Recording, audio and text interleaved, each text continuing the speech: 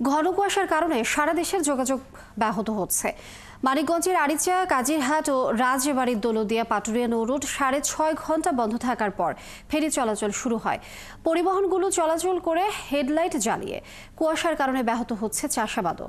সহকর্মীদের তথ্য ছবিতে প্রতিবেদন। ঘন কুয়াশার কারণে মানিকগঞ্জের আরিচা কাজিরহাট নৌরুটে ফেরি চলাচল বন্ধ ছিল 6.5 ঘন্টা।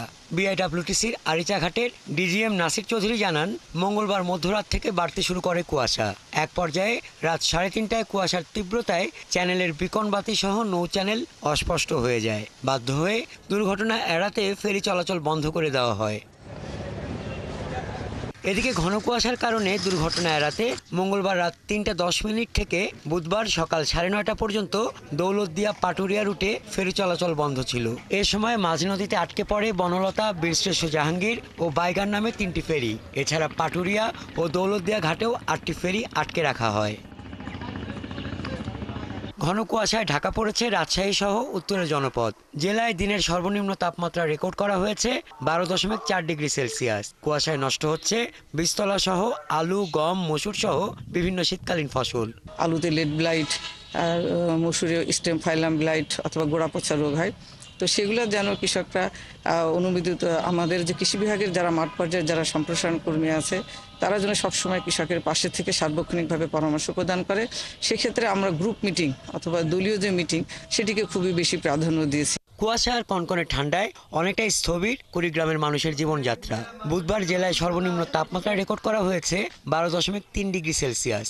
দিনের বেলায় হেডলাইট জ্বালিয়ে চলছে যানবাহন। শীতের জন্য আমি কাজ করবে যাওয়ার পাই নাই, এই ঠান্ডা খুব কনকনা শীত, মনে করো যে হাত পা টাটপা নিচ্ছে। এখন এই ঠান্ডার মধ্যে কাজ করাই না করলে খামু বাকি। আমাদের এলাকার লোক খুব কষ্টে জীবনযাপন করতেছে এবং গরু বাছুর এটা নিয়ে অনেক একটা খুব দুর্ভোগে আছে। শীতের কারণে বৃদ্ধ এবং শিশুরা বেশি ভোগান্তিতে আছে, কারণ শিশুদের নিউমোনিয়া, জ্বর এবং কাশির পরিমাণটা অনেক বেশি বেড়ে গেছে। কুয়াশায় ঢেকে আছে গোটা পঞ্চগড় জেলা। আজ দেশের সর্বনিম্ন তাপমাত্রা রেকর্ড করা হয়েছে তেঁতুলিয়ায় 11.5 ডিগ্রি সেলসিয়াস। মঙ্গলবারের মতো বুধবারও সকালে প্রচণ্ড কুয়াশা দেখা গেছে দিনাজপুরে। তবে বুধবার আগের দিনের চেয়ে তাপমাত্রা বেড়েছে। কিশোরগঞ্জের ভৈরবে বেড়েছে শীতের তীব্রতা। ঘন কুয়াশার সঙ্গে শৈত্যপ্রবাহের কারণে বিপাকে পড়েছে নিম্ন আয়ের মানুষজন। হাসান আহমেদ, ৭১। দর্শক, শীতের আরো খবর আমরা জানবো। এবার পঞ্চগড় থেকে যুক্ত হচ্ছেন সহকর্মী রফিকুল ইসলাম। রফিক, আজকের আবহাওয়া কেমন দেখছেন সেখানকার, এবং শীত নিয়ে আবহাওয়া অফিসই বা কি বলছে? এই পরিস্থিতিতে হাসপাতালের অবস্থা কেমন দেখছেন?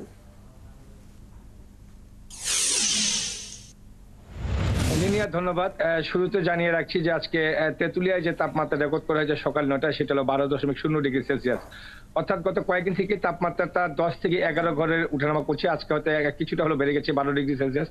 তবে যেহেতু হিমালয় পাদদেশে অবস্থিত পঞ্চগড় জেলা, সেই হিসাবে আসলে তাপমাত্রা উঠানামা করলেও কিন্তু শীতের যে তীব্রতা সেটা কিন্তু অব্যাহত রয়েছে। অর্থাৎ গত 4 দিন থেকে যদি বলা চলে যে ঘন কুয়াশায় ঢেকে আছে পঞ্চগড় জেলা। মাঝখানে হয়তো ক্ষণিকের জন্য কিছুটা দিনের পরে সূর্যের দেখা মিললেও তেমন উত্তাপ ছিল না। তারপর আকাশ রয়েছে মেঘাচ্ছন্ন আকাশ এবং কুয়াশাচ্ছন্ন, যার ফলে যে পঞ্চগড় যে আসলে শীতের তীব্রতা এবং যে শীতের যে কনকনে শীত বলে সেটাই কিন্তু এই সময়টাতে কিন্তু প্রবাহিত হচ্ছে।